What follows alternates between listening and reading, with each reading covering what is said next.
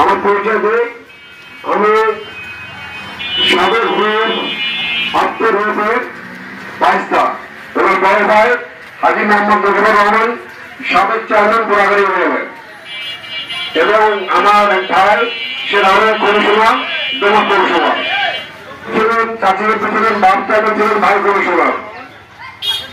আমাদের পরিবারে আমরা রাজনীতিটাকে কোন পেশা হিসেবে নেই, এটা নেশা। এই যে ব্যাগগুলো নির্যাতন ভাবা সেটা কিন্তু আমার। তাই আপনাদেরকে বলি, অনেকেই একটা বিভ্রান্ত করার চেষ্টা করতেছে। আমি স্পষ্ট ভাবে বলি, আমার চাচার কাছে কিন্তু আওয়ামী লীগ, বিএনপি, জামাত বলে কিছুই ছিল না। এখন অনেক নেতাই আছি আমরা, যারা আওয়ামী লীগের নেতা হয়েছে নিজেকে অনেক কিছু মনে করি। আমি কিন্তু সেই রক্ত করতে পারি না। আমি আপনাদেরকে বলতে চাই, অনেকেই একটা বিভ্রান্তি ছড়াচ্ছে হয়তো আছে। আজকে তোমার আওয়ামী লীগ থেকে আমাকে একমাত্র একটা প্রার্থী ভাইস চেয়ারম্যান, যেটা আমাকে মনোনীত করেছে। যে মিটিং এ ছিল বাবুল ভাই, খালিদ বাবুল সাবেক সভাপতি, মনোয়ার হোসেন, মজুর চৌধুরী, রিমু চেয়ারম্যান থেকে তোমার গোটা উপজেলা আওয়ামী লীগ। আচ্ছা, তারপরে এদের সমর্থন পাওয়ার পর আমি বিষয়ের কাছে গিয়েছিলাম। আপনারা আমার এই বক্তব্যকে রেকর্ড করতে পারেন। আমি মিথ্যা করে বললে আমাকে আপনারা ভোট দেবেন না, প্রমাণ করতে পারলে আমি ভোট ছেড়ে দেব। আমি এটা সমর্থন দিয়ে এমপি মহোদয়ের কাছে যাই। উনি আমাকে একটা কথা বলেছে, তুমি ভাইয়ের ভাইস্তা, ওনার অনেক অবদান আছে, আমি আজকে এমপি হয়েছি, ওনার আশীর্বাদ আমার কাছে ছিল, উনি চেয়ারম্যান করেছিল। তা আমি তোমাকে বলি, তোমার যদি আজকে এই প্রতীকে মানুষ ভোট না দেয়, তোমার মানুষ কাকে ভোট দিবে?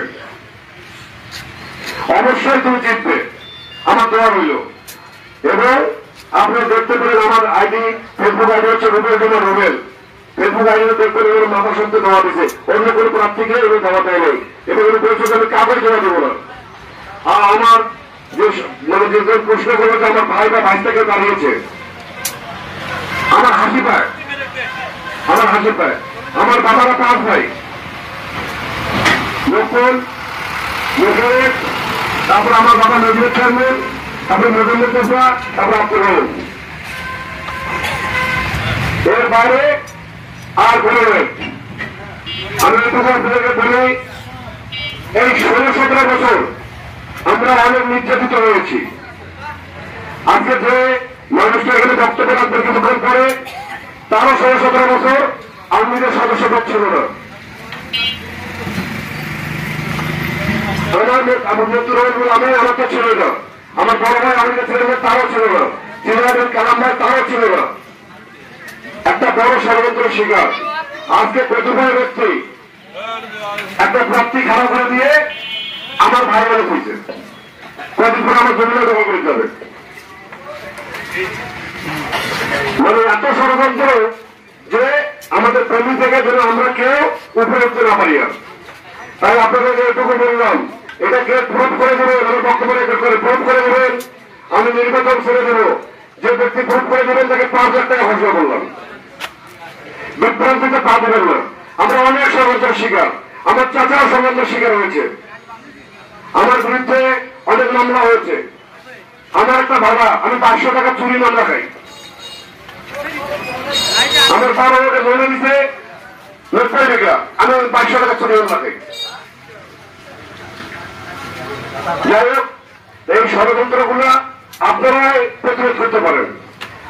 কেউ যদি বলে থাকে যে আমি অমুকের ছেলে বা রসের ভাসতে, বাবা আমার ওই যে দোয়া প্রাপ্তি প্রশ্নপত্র লেখা আছে যে আব্দুর রবের সুযোগ্য ভাতিজা, নজিরুদ্দৌলের ছেলে, আমার মাইকিংটা হচ্ছে ওইভাবে করে। আর আমার যে মার্কা পোস্টার, সেখানে কারোর নাম লেখা যাবে না, আমার বাবারও নাম লেখা যাবে না, সেখানে আমার ফ্যামিলি গুলো আছে।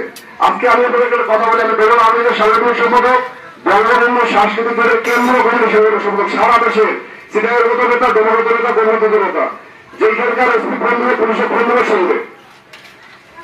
কিন্তু এই যে আগাচ্ছি, এই আগাটা মানুষের সহ্য হচ্ছে না।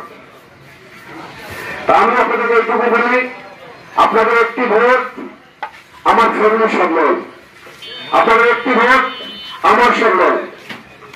আর আমি এইটুকু পরিস্থিতি দিচ্ছি, যে কেউ কোনোদিন আমার কাছে গিয়ে ফিরে আসেনি। আপনাদেরকে বলে রয়েছে এখানে একটা মাস্টার আছে, আমি আসতে কয়েকবার এখন তো ওষুধের দোকান করে রাষ্ট্রীয় মাস্টার, ওনার কাছে 4.5 লাখ টাকা পাবে মানুষ, তবে টাকাটার মধ্যে ভোগায় সুদের টাকা হবে। ইলিয়াস মাস্টার 9 নম্বরের কথা, আমার ওরা কিন্তু আমার কাছে আমার ভাইয়ের কাছে আছে, ওরা আমাকে গেল ধরে এই 4.5 লাখ টাকা বাদ দিয়া 4 লাখ টাকা করে দিচ্ছি, সুদের টাকা বাদ আরো কত টাকা আমি সব বাদ করে দিচ্ছি।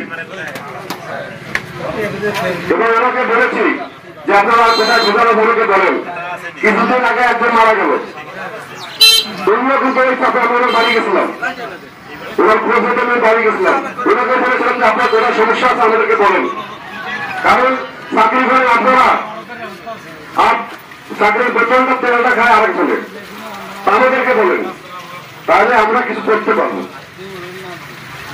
এবং আপনারা এটুকু জানেন যে আমরা কিছু করতে পারি, কারণ আমাদের ফেরত আছে। একটা ডিসির ছেলেকে রোগা লাগাতে দিলে রোগা লাগাতে পারবে পারবে না, কিন্তু একটা হালুয়া ছেলে দিলে কিন্তু পারবে। তা আমি এই জন্য বলছি যে আমি আমার বাপ চাচা আমার ভাই একটা কাছ থেকে শিখেছি কিভাবে জনগণের কারোর মানুষ সহ্য করে, সবাই পারে না, দর নিয়ে চলে করে 5 বছর দেখা পাবেন না, কিন্তু আমার একটা ভবিষ্যৎ আছে, এইখানে চলে থাকতে চাই না।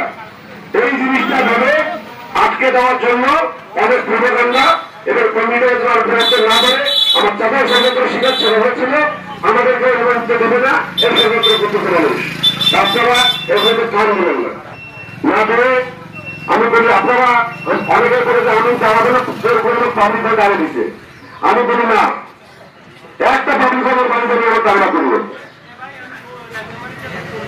আমার এটা একটা নেশা, আমি দাঁড়িয়েছি, আজকে আসছি আমি ভোট ভিক্ষার জন্য, আমি দাঁড়িয়ে দেয় আমি আপনার কাছে ভোট প্রাপ্ত করবো, ভিক্ষা করবো, তোমরা আমাদের দিয়ে দিছে, এটা আমি বললাম, আমি বাচ্চা করে শুনলাম যে আমি দাঁড়াই মেরে করে দাঁড়িয়ে দিচ্ছে, তাই ওটাকে বলবো কথা বাড়াবো না, সাথে মালিকে মেনে হবে। আপনাদের পায়ে কাদা করতে আমি মধ্যে ওখানে নিজের দাঁত দিয়ে বাই করবো, আপনাদের বিপদে আপনারা আমাকে ফোন দিবেন, আমি চলে আসবো। আমি অনেক মনে দিতে পারি এই গণনীতির সম্পর্কে, কার কার কাজ করেছে আমি আপনাকে মনে দিতে পারি। এই কিছুদিন আগে আপনাদের কাছে কথা বলি, এই যে আমবাড়িতে টাইগারের পাশে ওইখানে এক ছেলে রাত্রে অনেক রাত্রে আমার কাছে গেছে, রাত 12টার দিকে, সে মেডিকেলে 3 মাস ছিল, তার চোখটা খুবই খারাপ অবস্থা, সে থানায় কেস করতে পারে নাই, আর আমাদের মতন যার অবস্থা তারাই মারিয়া সে পালে বেড়াবে। তখন আমার কাছে গেছে, আমি তার মামলা এন্ট্রি করেছি, তার মামলা এন্ট্রি করেছি, করার পরে এবার মেডিকেলের সঙ্গে মেডিকেল সার্টিফিকেট কাজ করে দিচ্ছি। আমি যেটা করেছি এরা ঢাকা হাইকোর্ট থেকে আমি যে মামলা করেছি সেটা পরে এরা ঢাকা হাইকোর্ট থেকে দাঁড়ানো হয়েছে, কিন্তু এই গরিব মানুষের বাড়িটা এই সরকারি গাছ উপরে সরকারি গাছ আর 1.5 লাগা, তখন আমার তো খারাপ অবস্থা, আমি কিন্তু রেফারিতে ওই ঢাকার গ্রামের ক্যান্সেল করে তাদেরকে কিন্তু জেলে ঢুকাইছি, আমি বলতেছি আপনাদের। তারপরে যাই হোক পরবর্তীতে আমি বসে এটা মীমাংসা করে দিয়েছি, এটার 1,35,000 টাকা ওই গৌরবের রিটার ব্যাপারে মীমাংসা করে দিয়েছি, এটা গৌরবের ঢোকা ছিল। আপনাদের নাম্বার আর 3টা নাম্বার গিয়েছিল, আমার জন্য 2 ঘন্টা 2 ঘন্টা ওরা অপেক্ষা করেছিল, আমি আসতে দেরি করেছি, পরবর্তীতে আমি বসে সেই জিনিসটাকে আবার মীমাংসা করে দিয়েছি। এইরকম যারা যায় তাদের কাজ করি, আপনারা যাবেন আপনাদেরও কাজ করব। আর আমি চেয়ারম্যান হলাম কি হলাম না এটাকে বড় করে যাবে, আমার কোথাও থেকে আমি হবো, কিন্তু ষড়যন্ত্রকারীরা যেন ষড়যন্ত্র করতে না পারে এটা একটু সবাই দৃষ্টি দেবেন। আমি আর আমার বক্তব্য বাড়াবো না, আমি সবাইকে অনুরোধ করবো আমাকে একটু টাকা দেন, আমাদের ফ্যামিলিকে একটু টাকা দেন, আমরা আপনাদের পাশে থাকতে পারছিলাম। 8 তারিখে আমার রবীন্দ্রনাথ মার্কায় আপনারা ভোটটা দিবেন। কি ভোটটা দেবেন? আমি আপনার এটুকু বলি, যাই হোক আপনাদের চিন্তা ভাবনা থাকতে পারে, আপনি চিন্তা ভাবনা করবেন, তবে আমি একজন প্রাপ্য। উপজেলা পরিষদটা কি দিন দিতে যাবেন?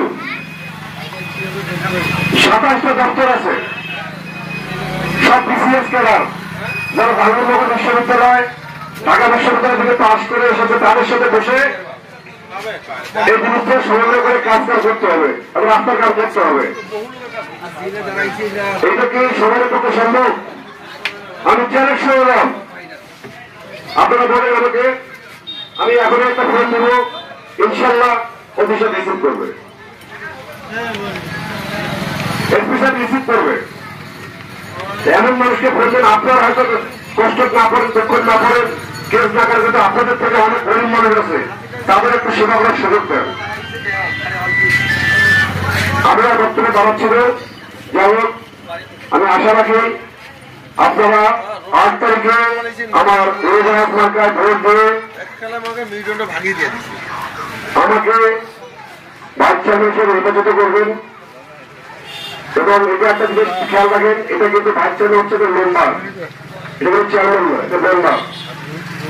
এই মেম্বার ভোটটাই আমি আপনাদের কাছে প্রার্থনা করছি। আমার কথাবার্তায় যদি কেউ কষ্ট করে থাকেন, দুঃখ করে থাকেন, আমি তাদের কাছে ক্ষমা পাচ্ছি। তবে যদি করে মিথ্যা বলে থাকি, আপনারা আমাকে ধরবেন। আপনারা আজকে আমি আপনাদের জন্য দোয়া করি, আপনারা ভালো থাকেন, আপনাদের স্বাস্থ্য ভালো থাক, এবং আমার জন্য আপনারা দোয়া করবেন। 8 তারিখে যেন আমি ভিডিও করে নিতে পারি। এই জন্য আমি আমার বক্তব্য শেষ করছি।